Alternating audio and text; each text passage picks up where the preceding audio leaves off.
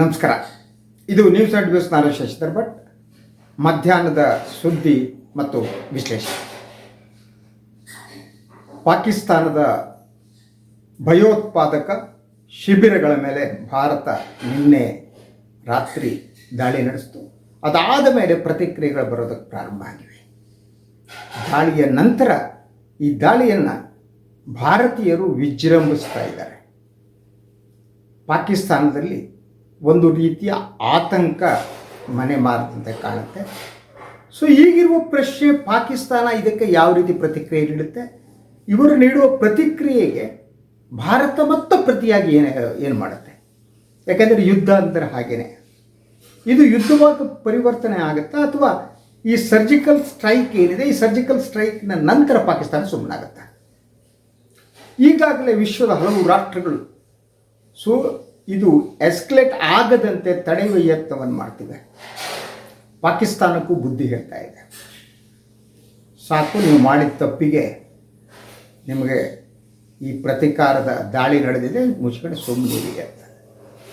ಆದರೆ ಭಾಳಷ್ಟು ಜನ ಪಾಕಿಸ್ತಾನಿಯರು ಹೇಳುವ ಹಾಗೆ ಪಾಕಿಸ್ತಾನದ ಇತಿಹಾಸದಲ್ಲಿ ಎಂದೂ ಕೂಡ ಈ ಮಟ್ಟದ ದಾಳಿಯನ್ನು ನೋಡಿರಲಿಲ್ವಂತೆ.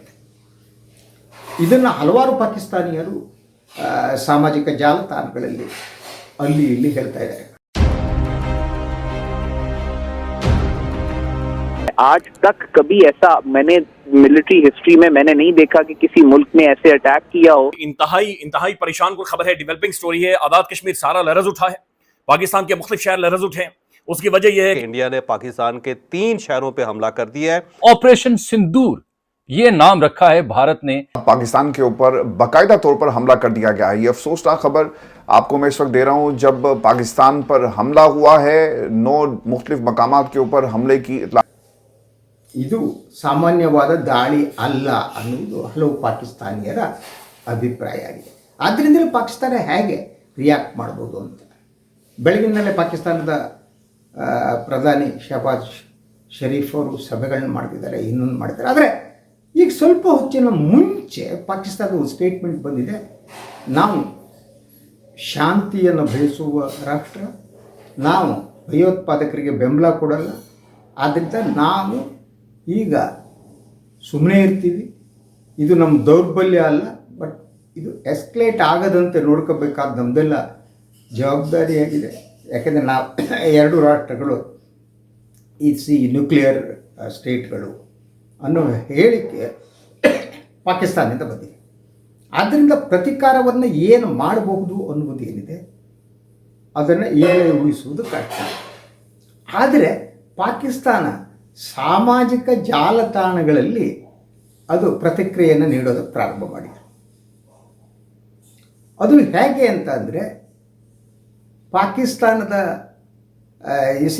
ಅವರ ಅಫಿಷಿಯಲ್ ವೆಬ್ಸೈಟ್ನಲ್ಲಿ ಇವತ್ತು ಒಂದು ಫೋಟೋ ಬಂತು. ಆ ಫೋಟೋ ಒಂದು ವಿಮಾನದ ಅವಶೇಷ ಆಗಿತ್ತು. ಪಾಕಿಸ್ತಾನ ಇದನ್ನು ಭಾರತದ ವಿಮಾನವನ್ನು ನಾವು ಹೊಡೆದುರುಳಿಸಿದ್ದೀವಿ ಅಂತ ಅದಕ್ಕೆ ಒಂದು ಆ ಫೋಟೋ ಹಾಕ್ಬಿಟ್ಟು ಆ ನ್ಯೂಸನ್ನು ಪಾಕಿಸ್ತಾನದ ವೆಬ್ಸೈಟ್ಗಳಲ್ಲಿ, ಅಧಿಕೃತ ವೆಬ್ಸೈಟ್ಗಳಲ್ಲಿ ಬಂದದ್ದು. ಅದರ ಜೊತೆಗೆ ನಾವು ಟೋಟಲ್ 5 ವಿಮಾನವನ್ನು ಕೆಡಗಿದ್ದೀವಿ, ಅದರಲ್ಲಿ ರಫೇಲ್ ಕೂಡ ಇದೆ, ಇಲ್ಲಿ ಬಿದ್ದಿರೋದು ಅದು ಅಂತ. ಇದು ಬಂದ ತಕ್ಷಣ ಪಾಕಿಸ್ತಾನಿಯರೇ ಇದನ್ನು ಅಲ್ಲಗಳಿತಾ ಇದ್ದಾರೆ. ಸೊ ಇದು 2-3 ವರ್ಷಗಳ ಹಿಂದಿನ ಫೋಟೋ. ಲುಕ್ दैट तस्वीर चल रही है ये, और ये पीटीवी भी दिखा रहा है और पाकिस्तान के सारे मीडिया चैनल्स दिखा रहे हैं कि जैसे ये भारतीय जहाज के मलबे की तस्वीर है, जबकि ये बात दुरुस्त नहीं है। ये एक बहुत पुरानी तस्वीर है और ये मैं आपको दिखा देता हूं। ये 2021 का MiG-21 जो गिरा था, ये उसकी तस्वीर है। लेकिन ये पीटीवी समेत तमाम पाकिस्तान के चैनल्स ये बता रहे हैं कि ये है तस्वीर जो भारतीय जहाज गिराया है। ये इंपॉर्टेंट क्यों है कि हम करेक्ट खबरें दें? क्योंकि इसी से बयानिया बनता है। जंग के दौरान गलतफहमी भी हो सकती है और फिर आपकी तजलील भी होती है। इस वजह से हम वो तजलील नहीं होने देंगे और ना इनको बेवकूफों को करने देंगे। हम आपको सिर्फ कंफर्म रिपोर्ट देंगे। फॉर एग्जांपल, अब आप ये देखें, ये पीटीवी के ऑफिशियल अकाउंट से पोस्ट हो रहा है कि हमने राफेल जहाज या जो भी तैयारा है वो गिरा दिया है। अब ये जो तस्वीर है, आपने ये देख लिया, ये जहाज की तुम नजर आ रही है, लेकिन इसकी असलियत अब आपको दिखाता हूं। ये देखें, असल में ये तस्वीर 3 साल पुरानी है। ये आप देख सकते हैं। ये आप पीटीवी की देखें, वही जहाज की तुम नजर आ रही है, यही तस्वीर आप देखें ऊपर तो आपको नजर आएगा ये 3 साल पुरानी है। यानी आपका सरकारी चैनल असल तस्वीर नहीं अभी तक आई तो भाई कोई एआई से जनरेट कर लो। फॉर एग्जांपल मैं मिसाल देता हूं आपको, ये एआई जनरेटेड है। आपने अगर सिर्फ दिखाना है कि आपने जहाज गिरा दिया तो ये काफी है, लेकिन फेक इमेज से भारत को बयानिया मिलेगा कि पाकिस्तान झूठ बोल रहा है, तो ये नहीं होना चाहिए था। अब नेक्स्ट आपको सूरत हाल बताता हूं, क्योंकि 2 ऐसे इमेजेस आ रहे हैं। एक आपने ये भी देखा होगा खबरों में। ಸೊ ಅಂದರೆ ಪಾಕಿಸ್ತಾನ ಈಗ ಸುಳ್ಳಿನ ಮೊರೆ ಹೋಗಿದೆ ಅಂತ ಒಂದು ಮುಖವನ್ನು ಉಳಿಸ್ಕೋಬೇಕಾಗಿದೆ. ಅದ್ರ ಜೊತೆ ನಾನು ಈ ಮೊದಲು ಹೇಳಿದೆ, ಲೋಕಲ್ ಆಡಿಯನ್ಸ್ ಅಂತ ಇರ್ತಾರೆ, ದೇಶದ ಜನರು ಇರ್ತಾರಲ್ಲ, ಅವರಿಗೆ ನೀವು ಹೇಳಬೇಕು. ಈಗೇನಾದರೂ ಪಾಕಿಸ್ತಾನ ಪ್ರತೀಕಾರ ಮಾಡಿಲ್ಲ, ಇಂಡಿಯಾ ಬಂದುಬಿಟ್ಟು ಗೊತ್ತಾಗದೆ ಗುಸ್ಗೆ ಮಾರಂಗ ಅಂತಾರೆ ಹೊಡೆದಿದ್ದಾರೆ ಅಂತ ಗೊತ್ತಾಗ್ಬಿಟ್ರೆ ಪಾಕಿಸ್ತಾನ ಜನ ತಿರುಗಿ ಬಿಡ್ತಾರೆ. ಏಕೆಂದರೆ ಒಂದು ಜನರ ಸೈಕ್ ಇರುತ್ತೆ, ಸಾಮಾನ್ಯ ಜನರ ಸೈಕು. ಅವರು ಯುದ್ಧವನ್ನು ಬಯಸ್ತಾರೆ, ಯುದ್ಧದ ಗೆಲುವನ್ನು ಬಯಸ್ತಾರೆ, ಅವರು ಸೋಲನ್ನು ಇಷ್ಟಪಡಲ್ಲ. ಈಗ ಭಾರತ ಏನು ದಾಳಿ ಮಾಡಿದೆ, ಆ ದಾಳಿಗೆ ಸಂಬಂಧಪಟ್ಟ ಹಾಗೆ ಕೆಲವು ಪ್ರಶ್ನೆಗಳನ್ನು ಕೇಳೋದಕ್ಕೆ ಪಾಕಿಸ್ತಾನಿಯರೇ ಪ್ರಾರಂಭ ಮಾಡ್ತಾರೆ. ಏನು ಅಂದರೆ, ಸೊ ನಮ್ಮ ಹತ್ರ ಚೀನಾ ನಿರ್ಮಿತವಾದ ರಡಾರ್ ವ್ಯವಸ್ಥೆ ಎಲ್ಲವೂ ಇತ್ತು. ಇಂಥ ಸ್ಥಿತಿಯಲ್ಲಿ ಭಾರತದ ಕ್ಷಿಪಣಿ ಬರುವುದು ನಮ್ಮವರಿಗೆ ಗೊತ್ತಾಗಿಲ್ವಾ? ಇದು ಒಂದು ಪ್ರಶ್ನೆ. ಗೊತ್ತಾದರೆ ನೀವು ಯಾಕೆ ಅದನ್ನು ತಡೆಯೋಕ್ಕೆ ಸಾಧ್ಯ ಆಗಲಿಲ್ಲ? ಆ ಸಾಮರ್ಥ್ಯ ನಮಗಿಲ್ವಾ? ಈ ಪ್ರಶ್ನೆಗಳಿಗೆ ಉತ್ತರ ಕೊಡಬೇಕಲ್ವಾ? ಯಾವುದೇ ರಾಷ್ಟ್ರ ಆದರೂ ಇಂತಹ ಪ್ರಶ್ನೆಗಳಿಗೆ ಉತ್ತರ ಕೊಡಲೇಬೇಕಾಗುತ್ತೆ. ಸೊ ಇದು ಉತ್ತರ ಕೊಡೋಕ್ಕೆ ಹೋದ ತಕ್ಷಣ ಪ್ರಾಬ್ಲಮ್ ಆಗುತ್ತೆ. ಆ ಕಾರಣಕ್ಕೆ ಸೊ ವಿಮಾನವನ್ನು, ಭಾರತದ 5 ಯುದ್ಧ ವಿಮಾನವನ್ನು ಕೆಡವಿದ್ದೀವಿ ಅಂತ ಪಾಕಿಸ್ತಾನ ಹೇಳ್ತಾ ಇದೆ. ಇದನ್ನು ವಿದೇಶಿ ಮಾಧ್ಯಮಗಳು ಎತ್ಕೊತಾ ಇದೆ. CNN, ಹಾಗೆಯೇ BBC ಮೊದಲಾದ ಚಾನಲ್ಗಳು, ಅಲ್ ಜಜೀರಾ, ಈ ಎಲ್ಲ ಚಾನಲ್ಗಳು ಈ ಪಾಕಿಸ್ತಾನದ ವ್ಯೂಸನ್ನು ಕೂಡ ಹೇಳ್ತಾರೆ. ಹೇಳಲೇಬೇಕು, ಪತ್ರಿಕೋದ್ಯಮಿಯಾಗಿ ನಾವು ಒನ್ ಸೈಡೆಡ್ ಮಾಡೋಕ್ಕಾಗಲ್ಲ. ಸೊ ಪಾಕಿಸ್ತಾನಿಯನ್ ಏನು ಹೇಳ್ತಾರೆ ಅನ್ನೋದು ಹೇಳಬೇಕು. ಭಾರತೀಯ ಮಾಧ್ಯಮದಲ್ಲಿ ಅದನ್ನ ಯಾವುದು ಹೇಳ್ತಾ ಇಲ್ಲ. ಪಾಕಿಸ್ತಾನ ಹೀಗೆ ಕ್ಲೇಮ್ ಮಾಡ್ತಿದೆ ಅನ್ನೋದು ಕೂಡ ಭಾರತೀಯ ಮಾಧ್ಯಮದಲ್ಲಿ ಬಂದಿಲ್ಲ. But as A true journalist ಅವರ ಅಭಿಪ್ರಾಯವನ್ನು ಹೀಗಿದೆ ಅಂಥೇಳಿ ಅದು ಸುಳ್ಳು ಅಂತ ಎಕ್ಸ್ಪೋಸ್ ಮಾಡಿದ್ರು.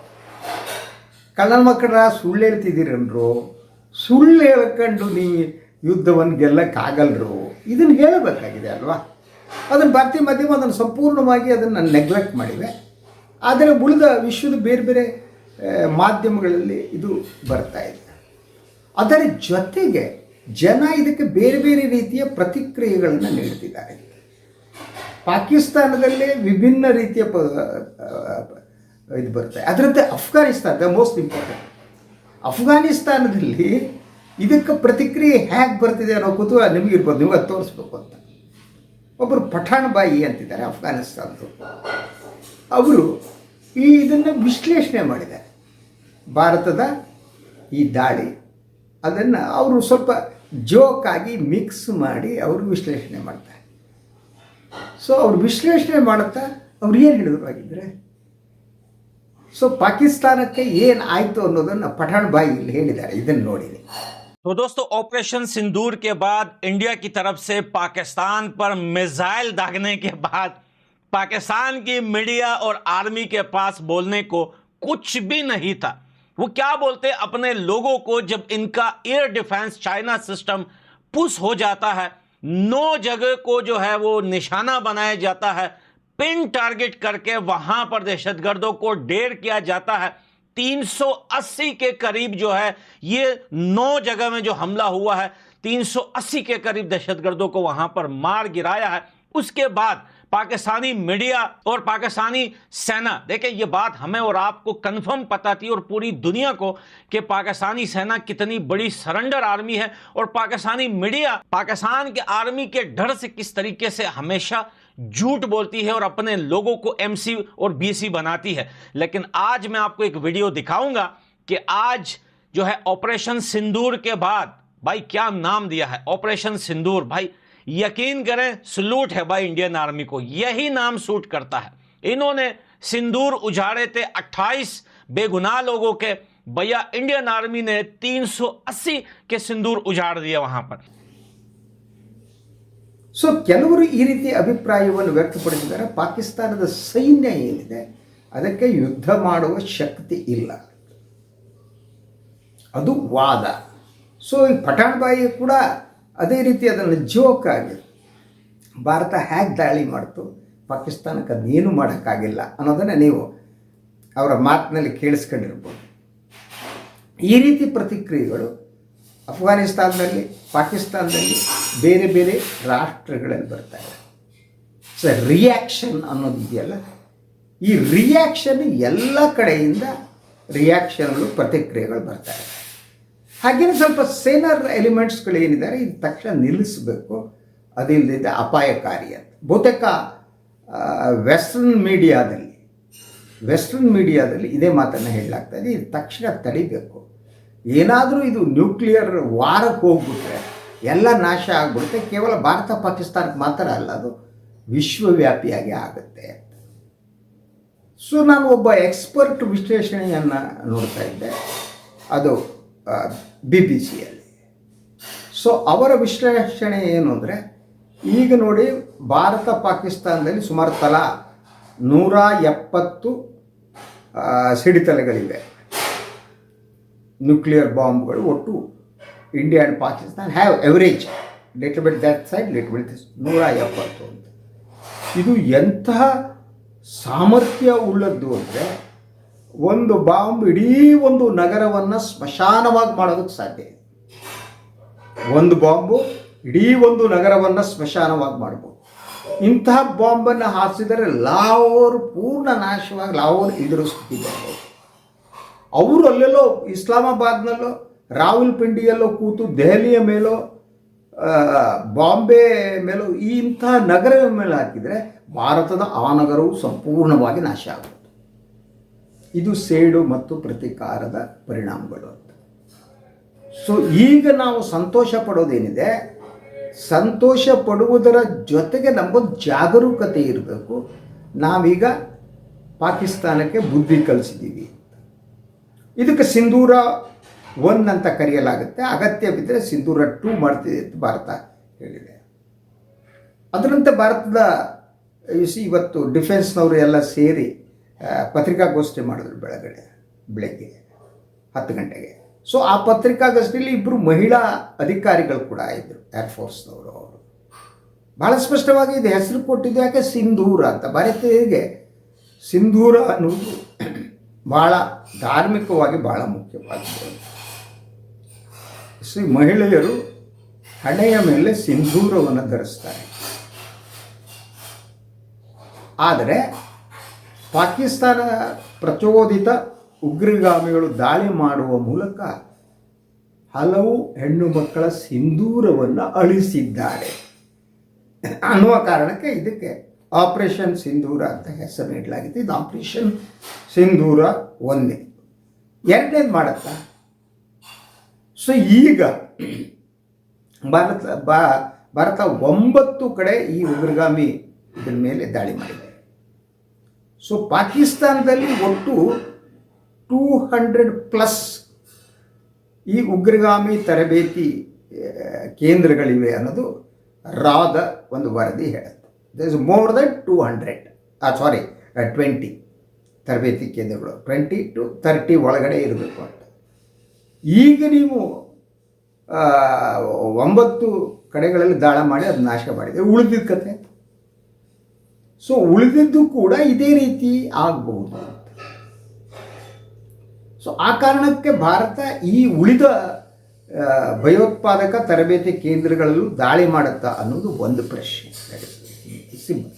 ಅಂದರೆ ಈ ದಾಳಿಯ ಪರಿಣಾಮ ಕೂಡ ಭಾಳ ಮುಖ್ಯವಾಗಿ ನಾವು ಸೇಡ್ ತೀರಿಸ್ಕೊಂಡಿದ್ದೀವಿ. ಪ್ರತೀಕಾರ ಎವ್ರಿಥಿಂಗ್ ಈಸ್ ಓಕೆ, ಎಪ್ರಿಸಿಯೇಟ್ ಸೇಡ್ ತೀರಿಸ್ಕೋಬೇಕಾಗಿತ್ತು, ತೀರಿಸ್ಕೊಂಡಿದ್ದೀವಿ, ನೋ ಪ್ರಾಬ್ಲಮ್. ಇದರ ಪರಿಣಾಮ ಏನು?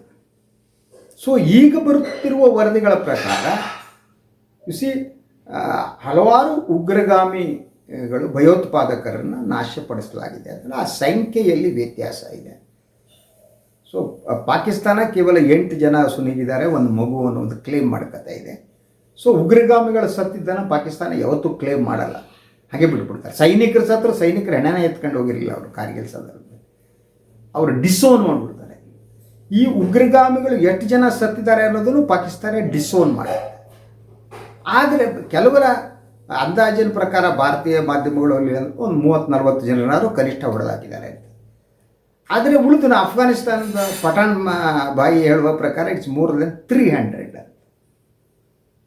ಇವರನ್ನು ಹೊಡೆದಿದ್ದು ಸರಿ, ಆದರೆ ಇವರಿಗೆ ತರಬೇತಿ ನೀಡ್ತಾ ಇದ್ದಂತಹ ಉಗ್ರಗಾಮಿ ಸಂಘಟನೆಗಳ ಮುಖ್ಯಸ್ಥರು ಈಗ ಮಸೂದ್ ಅಜರ್ ಅವರ ಫ್ಯಾಮಿಲಿಯ 10 ಜನ ಹತರಾದರು ಅಂತ ಕೆಲವರು ಹೇಳ್ತಾರೆ, 13 ಜನ ಅವನ ಕುಟುಂಬದವರು ಅಂತಾರೆ. ಅವ್ರು ಹೋದರು, ಸರಿ, ಪರ್ಫೆಕ್ಟ್. ಆದರೆ ಅವನು ಮಸೂದ್ ಅಜರ್ನ ನೀವು ಹೊಡೆದೇ ಇದ್ದರೆ ಅವನು ಮತ್ತೆ ಇಂಥ ತರಬೇತಿ ಶಿಬಿರಗಳನ್ನ ಮಾಡ್ತಾನೆ, ಹೆಚ್ಚು ದಿನ ಬೇಕಾಗಿಲ್ಲ, ಮತ್ತೆ ಹುಡುಗರು ತಗೋತಾನೆ, ಅವನ ಮದ್ರಾಸದಲ್ಲಿ ಇಟ್ಬಿಡ್ತಾನೆ, ರೆಡಿ ಮಾಡಿಬಿಡ್ತಾನೆ. ಸೊ ಅವರ್ ಟಾರ್ಗೆಟ್ ಯಾವುದಾಗಬೇಕು, ನಮಗೆ ಮಾನಸಿಕವಾಗಿ ಸಂತೋಷ ಆಗುವುದಕ್ಕೆ ಸೊ ಜನರಲಿ ಅಟ್ಯಾಕ್ಗಳು ಓಕೆ, ಆದರೆ ಮಸೂದ್ ಅಜರ್ನಂತಹ ಉಗ್ರಗಾಮಿಗಳು ಯಾರಿದ್ದಾರೆ ಅವರನ್ನು ನೀವು ಹೊಡೆದು ಹಾಕಿದರೆ ಮಾತ್ರ ಆ ಉಗ್ರಗಾಮಿ ಚಟುವಟಿಕೆ ಸ್ವಲ್ಪ ಮಟ್ಟಿಗೆ ಕಡಿಮೆ ಆಗ್ಬೋದು. ಸೊ ಒಂದು ಅಂದಾಜಿನ ಪ್ರಕಾರ ಡೆಡ್ಲಿ ಟೆರರಿಸ್ಟ್ ಆರ್ ಡೆಡ್ಲಿ ಭಯೋತ್ಪಾದಕರ ಸಂಖ್ಯೆ ಇದೆಯಲ್ಲ, ಅದು ಪಾಕಿಸ್ತಾನದಲ್ಲಿ ಮೇನ್ ಆಗಿ ಈಗಲೇ ಸುಮಾರು 160ಕ್ಕಿಂತ ಹೆಚ್ಚು ಜನ ಇದ್ದಾರೆ. ದೇರ್ ಉಗ್ರಗಾಮಿಗಳು ಅನ್ನೋದು ಏನು UN ಇದರಲ್ಲೇ ಇರೋದು. ಯುನೈಟೆಡ್ ನೇಷನ್ನೇ ಪಾಕಿಸ್ತಾನದಲ್ಲಿರುವ ಸುಮಾರು 160ಕ್ಕೂ ಹೆಚ್ಚು ಜನರನ್ನು ಉಗ್ರಗಾಮಿಗಳು ಅಂತ ಲೀಸ್ಟ್ ಮಾಡಿದೆ. ಅವ್ರ ಲಿಸ್ಟ್ನಲ್ಲಿ ಇರುವಂಥವ್ರು, ಅವರು ಮೇನ್ ಆಗಿರುವಂಥವ್ರು. ನಾವು ಅವರನ್ನು ಹೊಡೆದು ಹಾಕದೇನೆ ಇದನ್ನೇನು ಮಾಡೋಕ್ಕಾಗಲ್ಲ. ಕೆಲವು ಇಮಾರತ್ತುಗಳನ್ನು 15 ಬಿಲ್ಡಿಂಗ್ಗಳನ್ನ ನೀವು ಕೆಳಗಿರ್ಬೋದು. ಅಜರ್ ಮಸೂದ್ ಮತ್ತು ಪಾಕಿಸ್ತಾನ ಸೈನ್ಯದ ದುಡ್ಡು ತಗೊಂಡು ಇನ್ನೊಂದು ಕಟ್ತಾನೆ, ಇನ್ನು 4 ವರ್ಷಕ್ಕೆ ರೆಡಿಯಾಗಿರುತ್ತೆ ಅಲ್ವಾ. ಸೊ ಆ ರೀತಿ ಇರುವ ಯಾರು ಭಯೋತ್ಪಾದಕರಿದ್ದಾರೆ, ಮೇನ್ ಟ್ರೈನರ್ಸ್ ಅನ್ನಿ, ಅಥವಾ ಇಡೀ ಭಯೋತ್ಪಾದಕ ಈ ಜೈಷ್ ಎ ಮೊಹಮ್ಮದ್ನ ಮುಖ್ಯಸ್ಥರು ಅಲ್ವಾ. ಸೊ ಇಂಥವ್ರು ಏನಿದ್ದಾರೆ ಅಂಥವ್ರು ಮೇನ್ ಇರುವರು ಹತರಾದರೆ ಮಾತ್ರ ಆ ಚಟುವಟಿಕೆ ಒಂದು ಹಂತದವರೆಗೆ ಕಡಿಮೆ ಆಗ್ಬೋದು. ಅದು ಆದರೂ ಕೂಡ ಬೇರೆಯವ್ರನ್ನ ಪಾಕಿಸ್ತಾನ ಸೈನ್ಯ ರೆಡಿ ಮಾಡುತ್ತೆ ಅನ್ನೋದು ಬೇರೆ ಅಲ್ವಾ. ಆದರೆ ಅವರ ಟಾರ್ಗೆಟ್, ತಕ್ಷಣದ ಟಾರ್ಗೆಟ್ಟು ಈ ಮುಖಂಡರದ್ದು ಆಗಬೇಕಾಗಿತ್ತು. ಲಷ್ಕರ್ ಎ ತೊಯ್ಬಾ, ಹಾಗೇನೆ ಜೈಷ್ ಎ ಮೊಹಮ್ಮದ್, ಇಂಥ ಸಂಘಟನೆಗಳು, ಈಗ ಹೊಸದಾಗಿ ಹುಟ್ಟಿಕೊಂಡಿರುವ ಲಷ್ಕರ್ ಎ ಹೊರಗಡೆ TRS, ಈ ಸಂಘಟನೆ ಮುಖ್ಯಸ್ಥರನ್ನು ದಾಳಿ ಮಾಡಿ ಹೊಡೆದಾಕಬೇಕಾಗಿತ್ತು. ಆವಾಗ ಒಂದು ಹಂತದವರೆಗೆ ಕೆಲವು ವರ್ಷಗಳಿಗೆ ಶಾಂತಿ ಇರ್ತಿತ್ತು. ಆದರೂ ಕಾಯಮಾಗಿರುತ್ತೆ ಅಂತ ನಾನು ನಂಬಲ್ಲ, ಯಾಕಂದರೆ ಪಾಕಿಸ್ತಾನ ಸೈನ್ಯ ಅದನ್ನೇ ರೆಡಿ ಮಾಡುತ್ತೆ, ಅವ್ರು ಮತ್ತೆ ರೆಡಿ ಮಾಡಿಬಿಡ್ತಾರೆ. ಸೊ ಅದರಿಂದ ಅದು ಲಾಂಗ್ ರನ್ ಆದದ್ದು. ಸೊ ಒಂದು ಕಡೆ ಈ ಮುಖ್ಯಸ್ಥರನ್ನ ಹೊಡೆದ್ಬಿಟ್ಟು ಇನ್ನು ಮುಂದೆ ಇಂಥ ಚಟುವಟಿಕೆಯನ್ನು ನಡೆಸಬೇಡಿ ಅನ್ನೋ ಎಚ್ಚರಿಕೆಯನ್ನು ಪಾಕಿಸ್ತಾನ ಕೊಡುವಂಥದ್ದು. ಸೊ ಪಾಕಿಸ್ತಾನದ ಮೇಲೆ ಆ ರೀತಿ ಒತ್ತಡವನ್ನು ಹಾಕುವಂಥದ್ದು ಅದು ಮುಖ್ಯ ಆಗಿತ್ತು. ಎನಿವೆ, ನಾನು ಇವತ್ತು ನಿಮ್ಗೆ ಹೇಳಕ್ಕೆ ಹೊರಟಿದ್ದು ಪಾಕಿಸ್ತಾನ ಹೇಗೆ ಸುಳ್ಳು ಪ್ರಚಾರದಲ್ಲಿ ತೊಡಗಿದೆ ಅನ್ನೋದಕ್ಕಾಗಿ. ಸಂಪೂರ್ಣವಾಗಿ ಸುಳ್ಳು ಪ್ರಚಾರದಲ್ಲಿ ತೊಡಗಿ ಯಾವುದೋ ಹಳೆ ಫೋಟೋಗಳನ್ನ ಹಿಡಿದ್ಬಿಟ್ಟು ಅದನ್ನು ಜನರ ಕಿವಿ ಮೇಲೆ ಏನೇನೋ ಹೂಗುಚ್ಛೆಗಳನ್ನ ಇಡೋ ಕೆಲಸವನ್ನು Pakistan, this because of frustration. ಅವರಿಗೆ ಲೋಕಲ್ ಆಡಿಯನ್ಸ್ ಅಥವಾ ಅಲ್ಲಿಯ ಪಾಕಿಸ್ತಾನಿಯರಿಗೆ ಸಮಾಧಾನ ಮಾಡಬೇಕಲ್ವ, ಅದನ್ನು ಸುಳ್ಳು ಪ್ರಚಾರದಲ್ಲಿ ಪ್ರಾರಂಭ ಮಾಡಿದೆ. ವಿದೇಶಿ ಮಾಧ್ಯಮಗಳು ಕೂಡ ಇದನ್ನು ತಗೊಂಡಿದ್ದೀವಿ. ಆದರೆ ಪ್ಲಸ್ ಪಾಯಿಂಟ್ ಅಂತ ಅಂದರೆ, ಸೊ ಪಾಕಿಸ್ತಾನಿಯರೇ ಇದನ್ನು ಅವರು ಹೊರಹಾಕ್ತಾ ಇದ್ದಾರೆ. That is the most beautiful thing ಅಲ್ವಾ. ನೀವು ನಮ್ಮ ಆರ್ಮಿ ಇದು ಸುಳ್ಳು ಹೇಳುತ್ತೆ ಅಂತ ಪಾಕಿಸ್ತಾನಿಯರೇ ಅದನ್ನ ಹೊರಹಾಕೋದಿದೆಯಲ್ಲ, that is a great thing, that is a good thing. Anyway, ಇದು ಇವತ್ತಿನ ಸುದ್ದಿ ವಿಶ್ಲೇಷಣೆ. ಇನ್ನೊಂದು ವಿಚಾರದೊಂದಿಗೆ ಮತ್ತೆ ಬರ್ತೀನಿ. ನನ್ನ ವಾಯಿನ್ ಲೈಕ್ ಮಾಡಿ, ಸಬ್ಸ್ಕ್ರೈಬ್ ಮಾಡಿ, ಬೆಲ್ ಐಕಾನ್ ಪ್ರೆಸ್ ಮಾಡೋಕ್ಕೆ ಬರಬೇಡಿ. ಹಾಗೆಯೇ ಸಾಧ್ಯ ಆದರೆ ಸಹಾಯ ಮಾಡಿ. ಸ್ವತಂತ್ರ ಪತ್ರಿಕೋದ್ಯಮಕ್ಕೆ ತಮ್ಮ ಬೆಂಬಲ ಇದೆಯಲ್ಲ, ಅದೇ ಶ್ರೀರಕ್ಷೆ. ನಿಮ್ಮ ಬೆಂಬಲದಿಂದಲೇ ನಾನು ಮಾತನಾಡ್ತಾ ಇದ್ದೆ. ನನ್ನ ಪ್ರತಿ ಧ್ವನಿ, ಶಬ್ದಗಳು, ಧ್ವನಿ ಎಲ್ಲದಕ್ಕೂ ಪ್ರೋತ್ಸಾಹ ನೀಡ್ತಾ ಇರೋರು ತಾವು. ನಮಸ್ಕಾರ.